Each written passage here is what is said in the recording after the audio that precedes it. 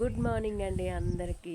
లేచిండ్రా, చాయ్ తాగిండ్రా? నేనైతే లేచి బయటకు వచ్చేసరికి ఇంకా మబ్బు ఎటు చూసినా నల్లంగా చీకట్లు గమ్ముకొచ్చినట్టు వచ్చింది. ఒకసారి చూడండి మీరు కూడా, ఎటు చూసినా చీకట్లు గమ్ముకొచ్చింది అన్నట్టు.